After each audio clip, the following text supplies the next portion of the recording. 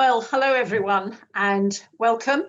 I can't say I've got Professor Lucie Green with me because she is, of course, not with me in person, but it's a delight to have her join me in this conversation in a virtual sense.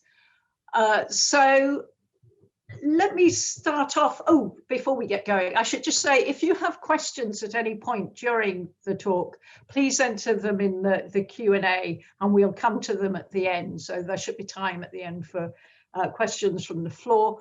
Type them in whenever.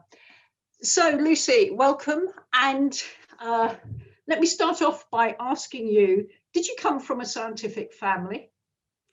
Well, I think you could say, and hi everyone who's listening, I think you could say I came from a sort of sciencey technical family.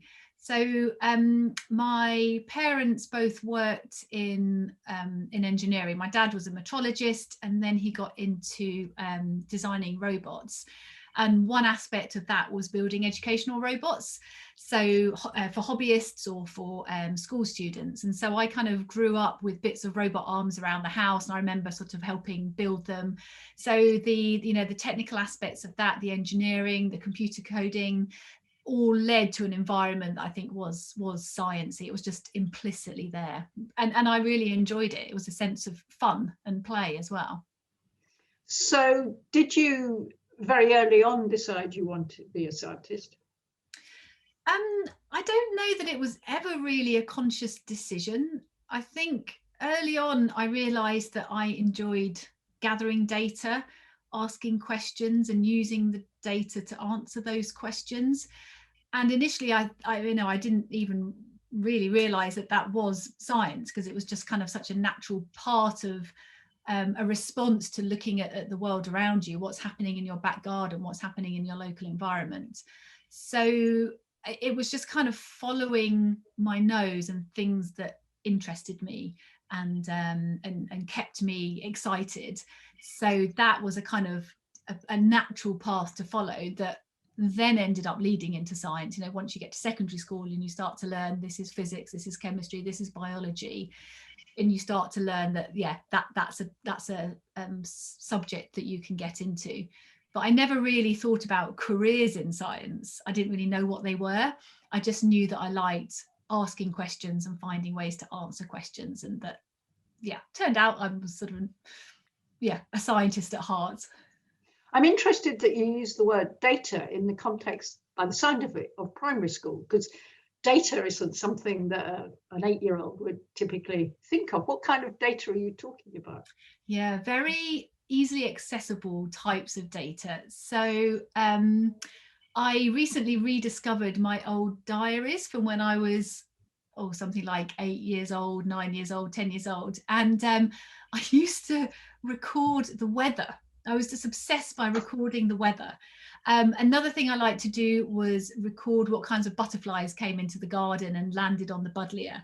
So so it's those kind of very accessible kinds of data that actually everybody's got around them. You can find something that you can record and look at and see how it changes over time. Very, very simple, not kind of maybe scientific data that might spring to mind in the kind of work that I do now, but for me at that point really interesting. And that was self-generated, not driven by your parents or your school? Yeah, just self-generated. I think just being curious, and when you're a kid you look around you for entertainment. And I suppose at that point in time I was sort of living on the edge of this village. I had lots of countryside on my doorstep, so it was natural to then use that nature around me as the source of my data. Nobody ever suggested it, and there were 4 kids in my family, so we were pretty much left up to our own devices. So it was self-entertainment. What could I do? What was free? What was accessible? What was on my doorstep? And your siblings didn't join in? No, not that I remember. I should ask them actually what they thought of me doing those things, if indeed they remember that I did. For me, it's a very feels like a very significant part of my childhood. But though, having said that, we used to go on lots of walks together, so lots of wildlife walks. But I remember being the only one that would be thinking, oh, there's that kind of bird, I've seen that this number of times, or these type of animals, and having things I wanted to look for and wanted to sort of tick off my list. Yes, I mean, I was brought up in London, and I did a lot of bird watching on Hampstead Heath, and that I did with my mother, but I certainly didn't think of it as science. But again, it was something that one could do. It was pretty much on the doorstep, and you could watch the changing seasons. I wasn't interested in the weather, but you could see, oh yes, the chiff-chaffs have arrived, or whatever it might be, and compare this year with last year. But I certainly didn't think that I was doing science. No, same here. And it's just having curiosity, isn't it? It's just looking out and asking questions. And I guess as I've got older, I've been lucky enough to be able to look out further into the universe and start asking questions about much bigger objects. But it's all the same, in its essence, it's all the same. Yes. And at secondary school, you talk about doing 3 sciences, and of course, that's not always on offer, if you like. And at a girls' school in particular, you may not get good teaching. I think a lot of girls have been put off by the quality of the teaching because the teachers were actually not that well qualified. Your school was okay?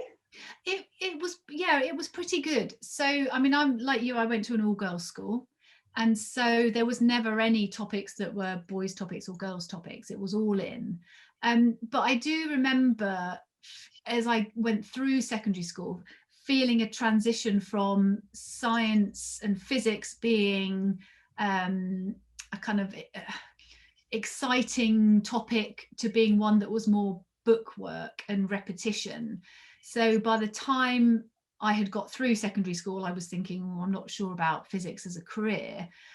But having said that, some of the physics teachers we had quite advanced training in physics, and that definitely had an impact on me, because I think, one of the big reasons why we're so keen to have good links with secondary schools and indeed primary schools is to get people into the classroom who have chosen to study science to further levels, to show what it's like, what are the big questions, but also demonstrate that passion for a topic. That if somebody's, and I don't in any way want to run down any teachers, but if you've chosen to give up a science topic at A level, you probably don't enjoy it as much as somebody who's chosen to then go on and do a PhD and have a career in it. You can give a different kind of insight. And we had some teachers who had chosen to study it at more advanced levels that definitely brought a different insight and had a different impact. But the nature of, I think, the teaching at the time meant that it was more restricted. I think today we have more focus on real life applications, open questions, making links with different researchers to get in the good schools, yes, but I do worry about teachers being required by the system to teach to the test and to teach to pass, to get as many kids through GCSE at A to C as possible, which probably doesn't allow so much capacity for genuine inquiry. Yeah, and it'll be interesting to see what comes out of the pandemic around tests, because of course now there'll be the second year running that we won't have any national exams. So will this be a really good opportunity for government and stakeholders to say, well, what is the right way to do assessment, and can we do it in a way that doesn't take up more time than the task actually deserves, and then free up time and free up teaching to bring in other aspects, to focus on the science and the fun and the inspiration, and not have it be about getting to this one point at the end of 2 years where everything rests on that exam. So I hope that maybe some seeds will be sown. Maybe. What do you think? Well, I think that there are interesting gender angles there. As you say, you and I both went to all-girls schools, and that meant that no one said girls don't do physics, because everyone doing physics was going to be a girl. But then when it comes to assessment, the evidence is that the boys stereotypically do better on exams and girls on other kinds of assessment. And so we have this curious anomaly, and when continuous assessment is removed, then typically the boys do better. So what are we measuring for? How do we judge people. I mean, it really is a very big question, and the gender angle definitely lurks in there. And for subjects like physics and engineering and computer science and all that, where girls do seem to be put off by society, be it teachers, parents, or what they see on TV kind of thing, where they are being put off some of these subjects, what's going to happen when we go back to real life and the assessment, and how should we be evaluating school children, students? Yeah, and why are we evaluating them as well? So I think, you know, there's been increasing discussions around the role of GCSEs now, exams at that point in your life where you've got all the challenges anyway around growing up, being a teenager. And is it the right time to have a set of exams that are then only used to decide what you can do in your final 2 years of school or higher education? So those kind of questions, I hope come to the fore. Why are we doing these assessments? Which of course other countries do not have. Yeah. I mean, that is the really bizarre thing. We are so out of line with just about every other country in the way we test. Yeah, so this is our opportunity. So I hope that we seize it. So if anyone's watching, listening, that's in education policy. And I mean, and it is an interesting question specifically about girls and physics, because at A level, the number of girls doing physics A level hasn't changed radically, despite everything that people like the Institute of Physics have tried to do.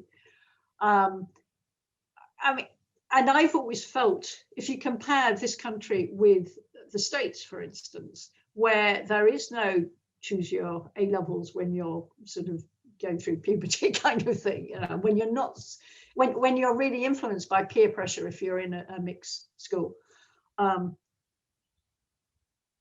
Can we change that by not having GCSE and not, I mean, it requires the A level to be more like a baccalaureate though, and that seems to be a real sticking point.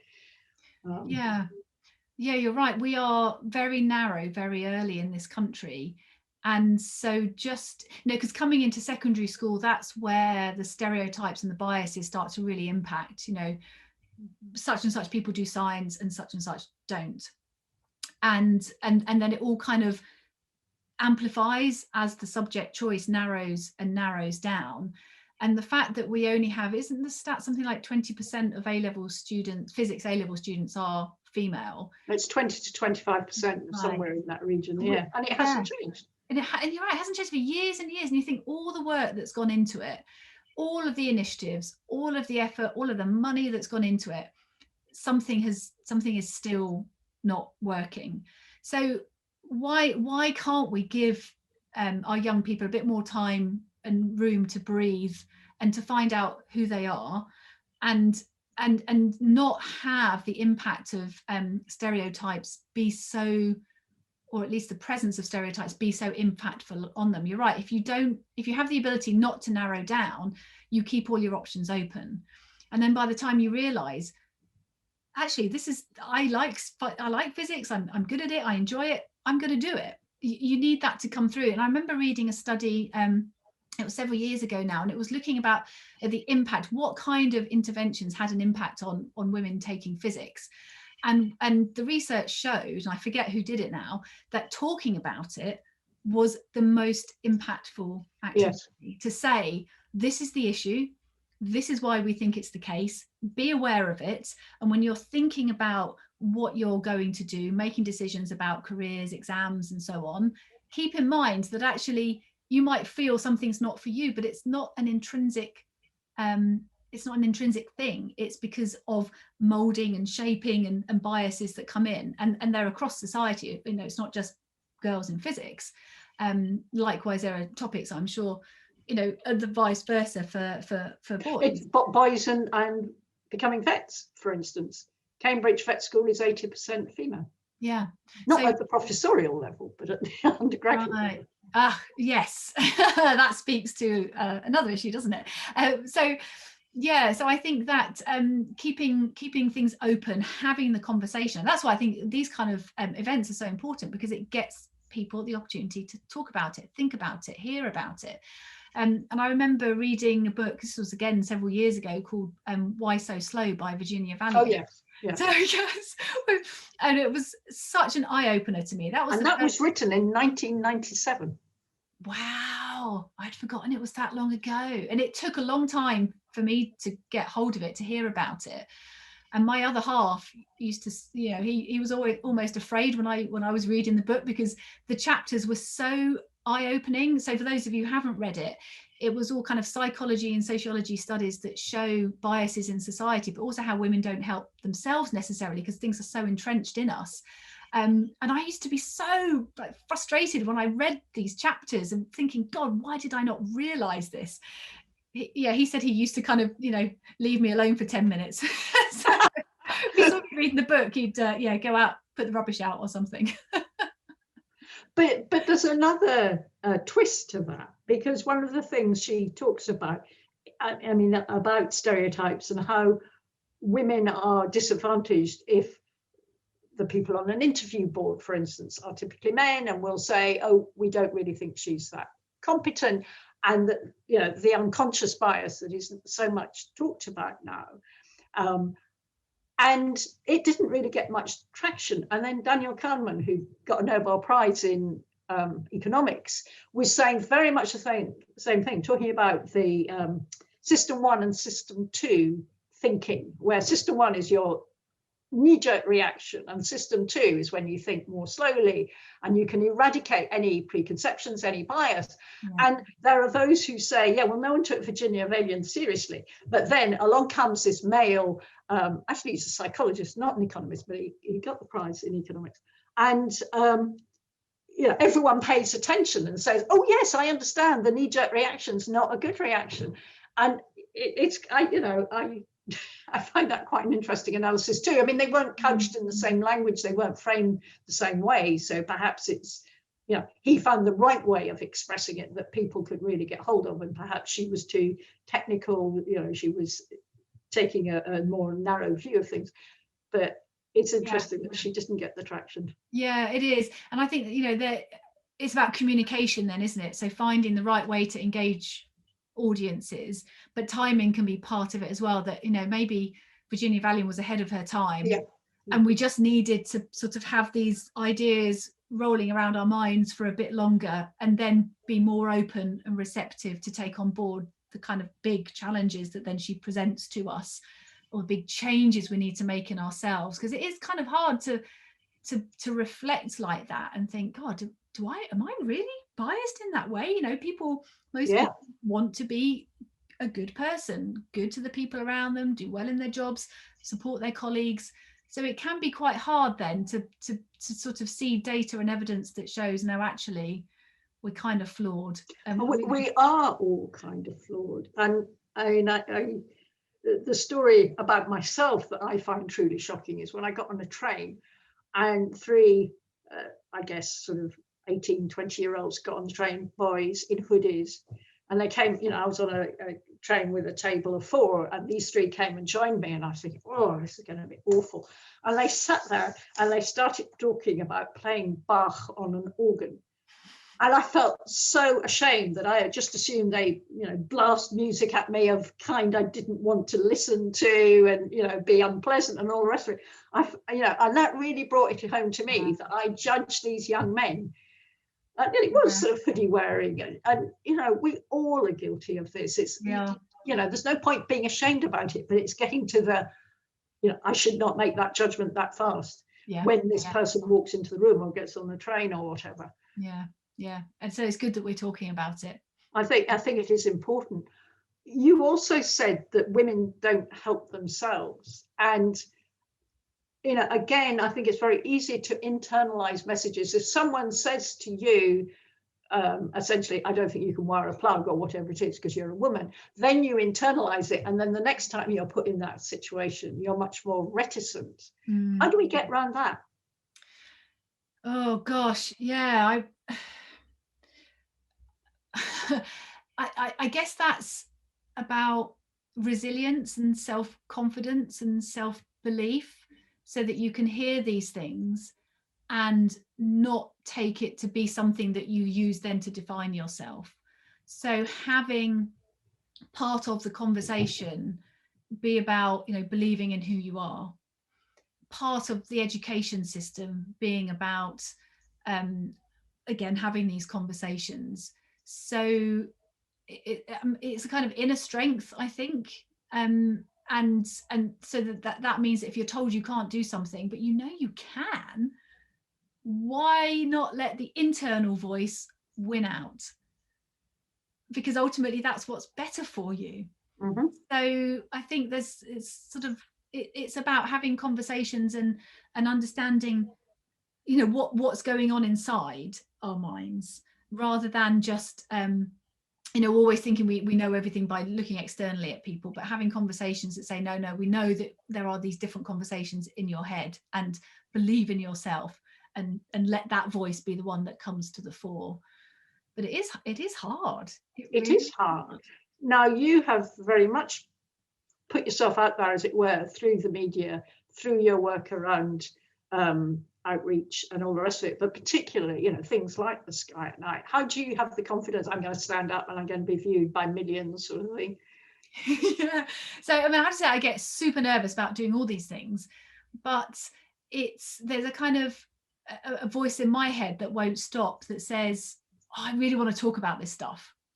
So that kind of wins out, and I almost, jump into things without thinking about the fact that actually I find them terrifying at the same time. So that's part of it. But there's also a part of it that, working in communications, you're talking to people who are really excited about what you're doing, what you're going to be talking about. So it's on a topic that excites me. I get to talk to other people who are super interested and excited, and that's a really, as this positive feedback. So even though in the run up to doing events, I'm thinking, oh, why did I say I'd do this? Or afterwards, I always come out thinking, oh, that was just so great. And we had this conversation, and I thought differently about this thing because someone asked this really good question, and it set me on a path of curiosity that now I can think about this and blah, blah. So that I love.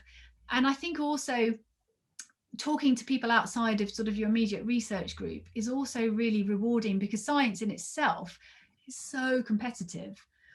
You've got to beat people to get your science funded, and with your scientific ideas and theories, you've got to show that you're right and other people may not be.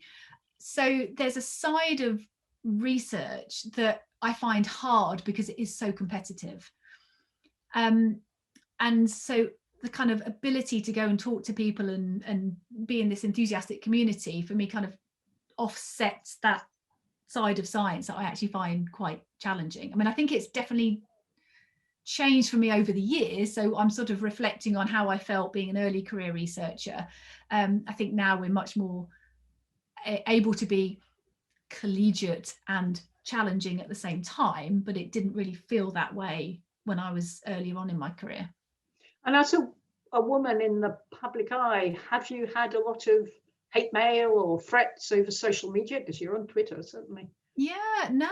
I don't know whether it's because of the topic I work in. So being a space scientist, it's not really controversial. Very, very rarely people will say, well, we shouldn't put this amount of money into space science. It should be going into other areas of society. And that's an absolutely important conversation to have. But I've only ever received, enthusiasm from the people I've interacted with, or indeed haven't interacted with, but, people who can have access to me. So that definitely helps too. But I'm aware that that's not always the case. And I don't know. Yeah. So I've always sort of reflected, maybe it's because of the topic. People are inspired by space. It's one of the aspects of science that people, I don't think I ever meet people who don't want to know about the solar system, black holes, galaxies, the sun. It's a kind of, it's, I don't know, something that's inherent in us, I think, to get enthusiastic about space science. That's interesting. You might think that Mary Beard talking about classics would therefore also be safe. Now, she's quite outspoken more generally. Yeah. Whereas I think you do restrict yourself to what I you do. comment on. Yeah, I do. So I'm very focused on talking about the science, and then more behind the scenes working on education, secondary education mostly. So I don't really get involved in other conversations that, you're right, that might then be more provocative to people. Right.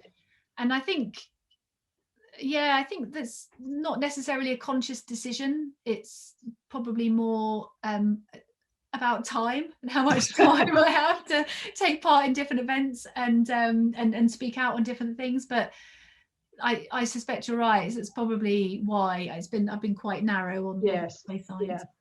So how did you get into television? Yeah, just kind of by fluke, really. So very early on, when I was doing my PhD, and I went to UCL and I was learning about the space science that UCL did, that the UK did. I mean, I couldn't believe that we didn't have loads and loads of people out there talking about the work. I thought it was so interesting. And I didn't really know very much about the UK space program at all. And then when I found out about it, I couldn't believe why is this not all like accessible to everybody? Everybody should have the opportunity to learn about this. So that's when I started to get involved in outreach, giving talks, organising events. And that then got me, I think, into a network of other people who were working in communications, even beyond, academia, so professionals. And that then led me into a kind of network of people that ultimately led me in to get to working on TV when they were looking for, I mean, I think the first program was BBC and Open University program called Final Frontier. It was like over 20 years ago now. It was a really fun program. And so it was a space science and astronomy magazine program. And they were looking for a new presenter. And I think they were looking for a female presenter as well. And at that point in time, there weren't many people at all, let alone women, who were out there talking about science. So I think it kind of, on their search, it kind of very quickly led to me being at the other end, saying, yeah, I'd love to get involved. And then once that started, again, who you start to get experience, and then you start to get approached for other things. I mean, it's totally different today. We've got loads of women in science on TV, in the media, which is just, yeah, absolutely fantastic. Yes, I mean, I can remember maybe 10 years ago or something, there was a column in, I guess, The Guardian saying, where is the female Brown Cox? Yeah. And you're right, there are quite a lot of women presenting now. I don't think any of them quite have Brown Cox's profile, don't do quite so many different kinds of programs. Yeah, and I think, it's a funny question to ask, because where is the female Brian Cox? We're here. And it's maybe, why aren't the female Brian Coxes being fronting the major programs that men are fronting? So I'm not saying anything about Brian per se here, but it's about who you are then selecting. So lots and lots of women doing science TV now, but is it on BBC 4 or is it on BBC 1? Yeah. So they're, yeah. I mean, and there is the question, which I don't know what your view on it. Can you only be inspired by someone of the same gender? Yeah, I think it's not totally, a yes or no answer, because role models, I don't think necessarily have to be exactly the same as you, but it's about the messages they give off. And there can be then implicit messages by who they are, their background, what they do, their experiences, but it's also about the stories they tell and the messages they give. So I think it's not necessarily the case, but I mean, quite often people will say to me, oh, who were the science TV presenters that inspired you when you were growing up? And I don't really have any, and I think that's probably because they were all male and I didn't sort of naturally feel inspired by them, and they probably weren't giving the right messages about women in science. Whereas if you asked maybe a male space scientist, I think they would give you a list. And quite often, maybe people more senior than me will talk about sort of early science, as like science fiction, space science fiction, as inspiring them to get into space science. But again, that was very kind of macho, reaching for the stars. And that sort of stuff, I just couldn't have cared less about. So I think the answer to your question is not necessarily yes or no, but you're more likely if you see somebody like yourself, but you're really more likely if they give you a sense of you can do it, you can achieve it, this is for you. I mean, that's very interesting, because I've never felt anyone inspire me to do anything in particular. I've thought that role models weren't important, but maybe that's because there weren't any, if you like. You know, I've always felt that books were more important in the kinds of things that I got excited about than people. It's also relevant as you sort of go up the ladder. Can you be mentored as a woman by a man? And I would emphatically say yes. I mean, I don't know who your mentors were, but my two key mentors were both men. And it is that they will show you how things are done, support you, encourage you, point out the next things you ought to do, what skills you ought to learn, more than they look like you. I mean, the one time when perhaps having a female mentor as a woman is important is if you're, you know, worrying about can you have a family at the same time, and you probably want to see people who've done it, and that's not particularly relevant to you as far as I know. But otherwise, I think men can mentor women perfectly well, and yet often there is this presumption that a woman can only be mentored by a woman. Yeah, I agree with you. And I think in my mind, there's kind of two parallel aspects, mentoring and being an ambassador for that person. And I think I've benefited from people, one person in particular who has sort of fulfilled both those roles, and she is a woman who was my mentor. So being somebody that I could go to for advice, you know, informal, how does the politics work in this arena, or what about this science, I'm stuck here, but also someone who will speak up for you. Oh, you need an invited talk, have you thought about Lucie? That kind of thing I think is really important too, amplifying your voice. And you're right, it doesn't have to be female for that.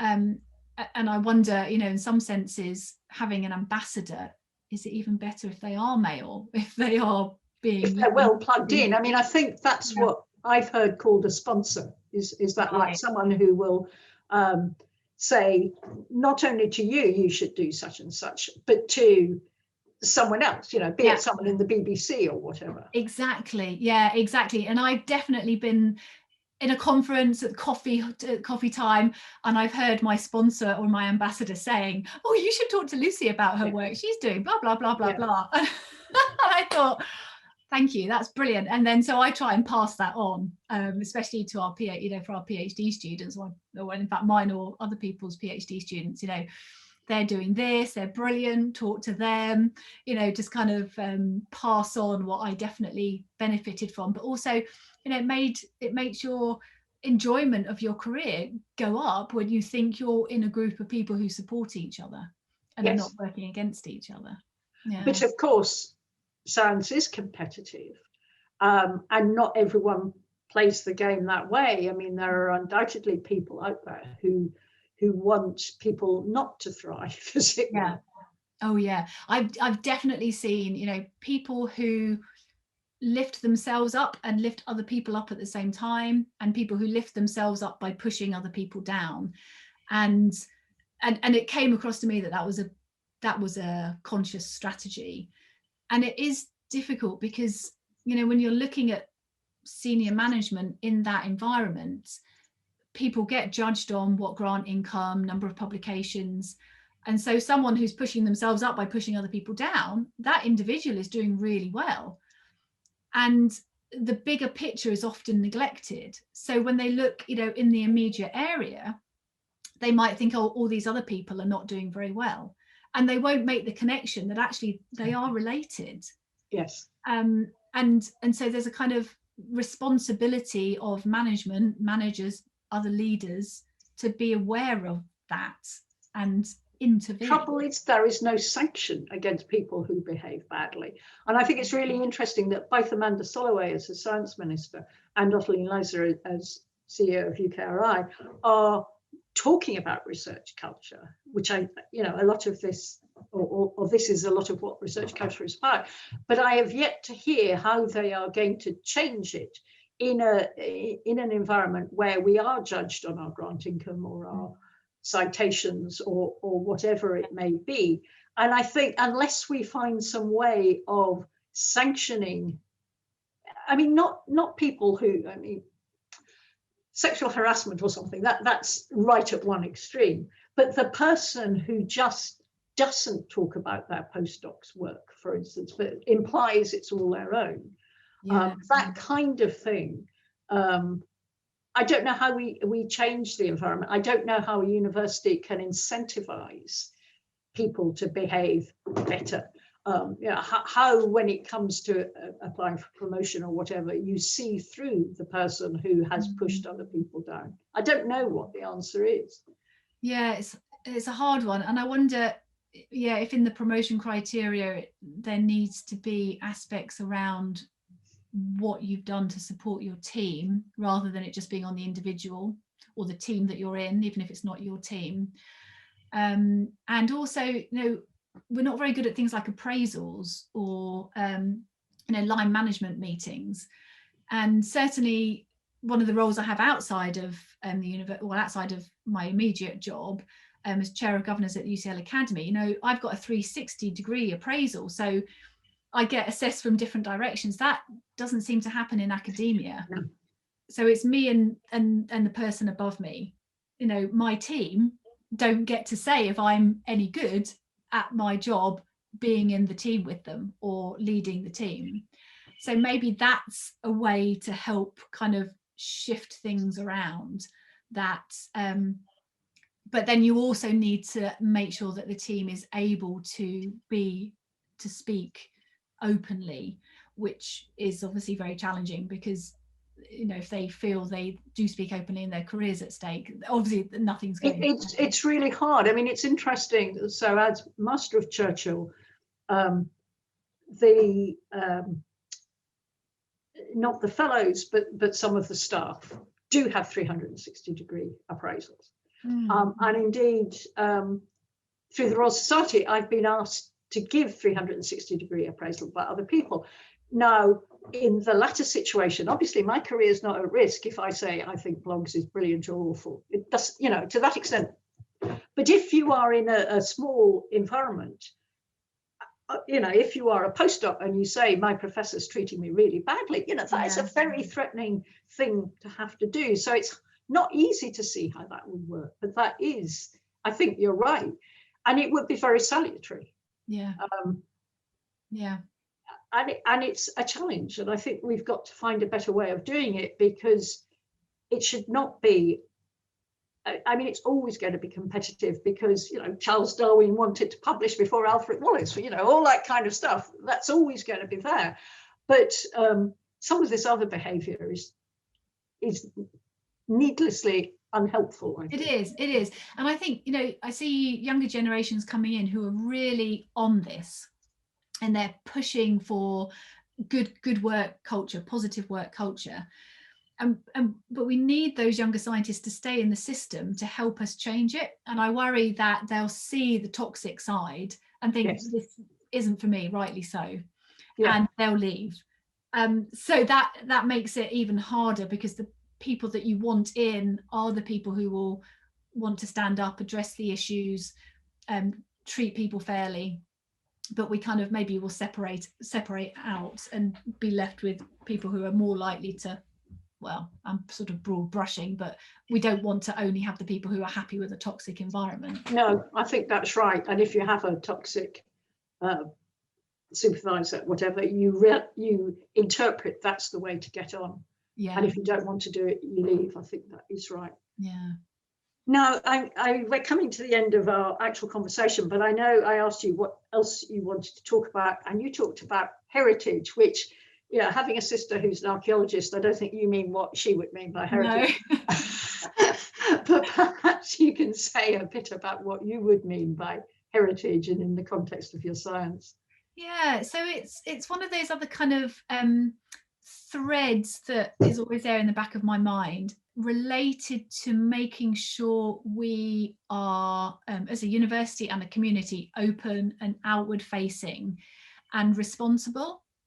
So, you know, part of why I do outreach is exactly that. I want people to have access to the knowledge we're generating, to have a chance to input to it, conversations, so on. But it also strikes me that there's so many important stories that are related to how science is done, who's doing it, why did they do it. For example, when we're designing a telescope to go into space, who are the people who took something from their minds and made it a reality, built it, tested it, launched it? We talk a lot about the images in space science made with the telescopes. They're beautiful, they're fascinating, they give us an opportunity to talk about physics. But behind that is a whole load of people, especially engineers, building. And what I see is that we have our missions, we build all this hardware, some of it goes into space, some of it stays on the ground, for example, models, instrument models that are used during the testing process. And then what happens to them? Do they get put in a cupboard somewhere? Does some of the stuff get put in a tip because we haven't got any space to keep it? And I think, oh, all these material things, these tangible bits of hardware, so important in the story of UK space science. And we should be thinking about how we preserve them as artifacts themselves. And we should be thinking about the stories that bring those objects to life and how we capture those stories. So that's what I mean by heritage. It's the kind of all of the work that we've done since the early 1950s in creating a UK space programme. And we're at a point now where so many people are unfortunately passing away, all their stories have gone with them. And I think we have a responsibility to capture that. So this, I've worked with the Science Museum. I sit on one of on their advisory board. So that's a really good way to make sure we link the material culture to the expert sector who can look after it, curate it, preserve it. But I wonder what's the role within academia, and should we have these thoughts as part of the process of building and developing space hardware? You know, the person who leads the project is called the PI, the principal investigator, and they have certain responsibilities to oversee the project, deliver the hardware successfully. But there's nothing in there around heritage preservation. You know, there's one example that Doug Millard at the Science Museum likes to talk about, and it's to do with the Beagle 2 mission that went to Mars. So UK lander landed successfully, but ultimately didn't send back any data. And he talks about, so Colin Pillinger led that project from the Open University, and I think the story is that his daughter on their kitchen table made a model of the lander, you know, just sort of junk play almost, if I remember it correctly. And I think they either have that model or they want it, because it tells a story about the origins of that British mission to Mars. You know, and I just love that. I love the thought of Colin and Judith Pillinger and their family thinking about what could be done, what would this experiment do, what would it look like, and just kind of putting something together. All the stories that go with that seemingly simple, playful object, you know, having that on display in a museum coupled with the stories that go with it would be, I think, really powerful, and would show who we are, why we have a drive to get into space and look at the stars, in a way that just kind of traditional public engagement doesn't necessarily do. I mean, and of course, it's not just space science. I mean, like you, I was involved with the Science Museum, and I remember when I was first appointed as a trustee, I went to the York Railway Museum, and it's got, you know, fantastic artifacts. It's got all these old trains. But one of the things that I felt they were, and this is now going back at least 10 years, I can't remember how long, that what I felt they lacked was some of the social science, if you like. What difference did having a train come to your neighborhood make? If you read Victorian novels, you know, it's very clear what difference things like that made. You know, someone could go up to London and do their shopping or whatever it may be. And I felt frustrated there wasn't more of that, actually. I mean, there was some, but yeah, there is that aspect as well, which perhaps doesn't apply quite so well to social science, to space science as to trains. And then there is also, so in Churchill, we have the Churchill Archives, but it's the archives contain the papers of some scientists. And we've got some of Rosalind Franklin's papers, for instance. And the personal stories there are also intriguing. I mean, I think the papers that we have of Rosalind Franklin aren't the more personal, but there's all that, what makes a scientist tick. Yeah. And it's really interesting. And people used to write letters. They don't write letters anymore. I mean, you're talking about preserving a model. Yeah. Preserving emails, I believe, is a challenge. And I remember talking to Graham Farmelow, who's written various scientific biographies, and he was saying there's going to be a period of about 10 years when emails weren't kept. I mean, now I believe they could be stored in some way, but there's what he called a dark period, which I think to other people would mean other things. But this period when everything vanished, and we have no record. There weren't paper records, but they haven't kept the emails either. Yeah. So heritage is a big issue. Yeah, and better that we think about it and put things in place so that we can preserve it and look after it for future generations and to do research with it. Yeah, I totally agree. Because I remember in our department, we're always pushed for space, and they were throwing out, or due to be throwing out, some boxes of paperwork, and I was like, no, let's just stop and have a look through. And it was paperwork from somebody called Alan Johnston, who passed away when I joined UCL, but had played a really key role in the department and in the design and build of sensors that went onto spacecraft and measured the particles around the sensor, so in things like the solar wind. So he was a really key person, and as far as I know, no one's really ever done any research around his role, his contribution, the hardware he was working on. So I said, you've got to keep these boxes of papers, and at some point, at some time, we will have some funding for someone to go through them. But yeah, I worry with emails, I can't have any say over that. No, it's but I'd really like to. And I think, the so-called, I'm sure the Science Museum would call it born digital. I think people are still trying to work out how to keep that kind of stuff. Now, we probably should draw to an end. I see one question has come in, so let me encourage other people to type in their questions. Thank you. It's been fascinating, and now you get other people asking you questions, not just me. So this question comes from someone called Marta. Is emphasizing how science and academia is such a competitive place a way of encouraging women? Well, probably not, especially when they may feel that trade-offs with maternity may not help leveling the field. What do you feel about that? Yeah, I mean, I totally get that. And, if we talk about the environment not being supportive for people across the board, being hard, challenging, obviously that's not going to be a great sales pitch. But equally, I think we have to face up to the reality that it is competitive. Departments vary, and I'm sure subject areas vary too, in how that community works with each other and interacts with each other. So, but I don't think we change it unless we talk about it. And so knowing where the real good pockets are that we can use to inspire, calling out areas where we need improvement, I think is also good. How, because there are good places out there are good groups, good communities. So it's not as if I'm sure Athena as well saying the whole thing is bleak, but it's just how do we do better? So I think we kind of have to emphasize it, and we have to then open the doors so that the issues get addressed. I think that's right. I think, it's interesting. High energy physics is actually has quite a lot of women involved. I mean, Fabiola Gianotto obviously leads CERN. It's very much big team science, and I think they're,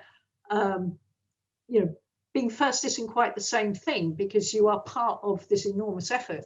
And I think my own discipline of condensed matter is much more competitive, because you can often do things in a small team with a single PI and not with people all over Europe. And I think it's not chance that high energy physics has a lot of women in it. I mean, interestingly, crystallography always did too. I mean, and whether this was really down to Dorothy Hodgkin and her own nurturing of the next generation, I don't know. Yeah, it's interesting. Yeah, I mean, and space science and astronomy has a lot of women, especially when you compare it to physics as a whole. Yeah. I think we stand out. And I also think, it is a community where loads of great outreach is done as well. So I don't know if that kind of fits together, that there are very collegiate, enthusiastic people talking about their science, and so that then attracts people into the area. I mean, I hope it plays a role. I hope the outreach plays a role in showing who we are, what we're doing, and showing that, yeah, we are overall a welcoming environment, but just the pockets of stuff sorted out. Do keep the questions coming. The next question is from one of the fellows here, Chris Hicks. I find your reflections on heritage and science fascinating, and I agree with everything that was said. Should research proposals and grants of the future include provision for heritage in the same way that many today include provision for outreach? I would like to see something like that, not necessarily on an individual basis. And I also think that about outreach, that there's a kind of collective responsibility that can be met then by the right people with the right skills employed to do the job, or at least having time in their role to do it. So I would like to see, maybe it's through the UK Space Agency, that when we're bidding for funds to build hardware, that is part of the process. Ideally, the UK Space Agency would have some provision of support themselves to help us. So I think there should be a policy developed around it, and it should be sufficiently supported so that it is not a massive burden on people. Because typically at the moment, the funding we get to do space science research, and it's probably like so many areas of science, it's not really sufficient. So you need a certain amount of money to achieve the goal, and you get some percentage of it, and you still need to achieve the same goal. So I think then saying to colleagues, oh well, you've got this additional responsibility, would be very stressful. So I think there's some bits that need to be put into place, but I would definitely like it to be there at the start of the cycle, factored in and supported, and bringing in experts who've got the knowledge and capability to help. So, for example, should the Science Museum be there right at the start, for them to know we've got this model, that model, this cardboard box that was painted in this way, or this napkin with a drawing on it, so they can say, actually, yeah, these should be preserved. These are great stories. Let's work together to preserve it. I mean, I think that's an important point, because preserving things appropriately is non-trivial. And you do need experts. You also need space. I mean, the Science Museum is fascinating because, I mean, I don't know if you've been to Rawton. I have, yeah. It is this enormous, great sort of warehouse thing, or several of them, I think, which are just stacked full of artifacts that they don't have room to display. Yeah. And one model may not look very big, but by the time you've got thousands of them from all the different grants, it's quite a challenge. Yeah. So you're right. Selecting the important pieces is key. I mean, I've heard stories about people retiring and being given bits of hardware as retirement gift or such and such left, and they took that with them. And I think, ooh, should we really let that happen? I know, if they worked on it and they built it, but still, it's for the nation, isn't it? So, sort of, I think we need to have some policy in place and, like I say, support to go with it. Yes, I think it's a challenge which we haven't really got our head around, but maybe people will start taking it more seriously. I know the Science Museum is interested in people saying, I've got this from, whatever, do you want it? And sometimes they do. So there is another question, which, to be honest, I'm not sure I understand, so I hope you do. I'm fascinated by the Carrington event taking place during the Olympics in 2012 and surprised there wasn't greater public fear over this. Did the Olympics hide publicity of it to some degree? Yes. So the Carrington event, the Carrington event is an event that happened in 1859. So it was a time where the sun was very active, and the sun's activity affects us here on the Earth by producing the aurora and also having other knock-on impacts that ultimately affect our technology. So power distribution lines can be affected, communications, like radio communications, navigation systems. So in 1859, during the Carrington event, there was a very big impact on the Earth because of solar activity. In 2012, the sun was active again and produced a sort of burst of activity that actually didn't impact the Earth, but because the Earth was in the wrong part of the solar system. But had it impacted us, it is expected it would have been a sort of Carrington-sized impact. And in the modern day, that would have been loss of some satellites, loss of maybe some bits of the national grid being disconnected at the endpoints. And in fact, there's a whole report and lots of work that's been done looking at just what the impact would be, but there would be an impact on our technology. So that happened in 2012, but the storms from the sun missed us. But it was close in time to the Olympics. So had it impacted us, the Olympics, because of the impact on our technology, may have been impacted. So it was talked about at the time, and the government in the UK, and in fact other governments around the world, are thinking about space weather impact, and it appears on our our list of civil risks. So we've got certain types of volcanic eruptions, pandemics, and space weather is on there as well. And that means then that policy and funding has followed for us to set up space weather forecasting in the UK that's carried out by the Met Office. So we keep an eye on the sun all the time, or they do. And there's different pieces of research that are being carried out now to help us better predict space weather. There's new instrumentation that's being built. So there's quite a big program. So I've actually forgotten the second part of the question. So was it that there was an impact, but it wasn't talked about? Did they try and hide it? Right, yes. So I think the answer is no, nothing was hidden. And really it's because we didn't get the impact. Luckily, the storm missed us. Certainly government talked about it, scientists talked about it. There's lots of articles on the internet that you can find talking about it as well. I don't think it would be sort of quashed in any way. And also because scientists are working on space weather and space weather forecasting, we're all on Twitter, we're all talking about it. You wouldn't be able to keep it quiet. So yeah, there was a space weather event just this week, yesterday or the day before, and if you go to Twitter, there's all sorts of conversations amongst scientists who are interested in this, putting out their predictions and so on, and talking about what impact actually happened. So I mean, what you won't have is, you know, particular sectors talking about the impact. So such and such airline, for example, if they have to ground their fleet, probably won't talk about it because there'll be reputational damage for their organization. But certainly on the science side, it will be talked about. And we probably should wrap up shortly, but one final question from Elizabeth. Are there more women entering space science now, or is it just that they're becoming visible, but nothing's actually changed?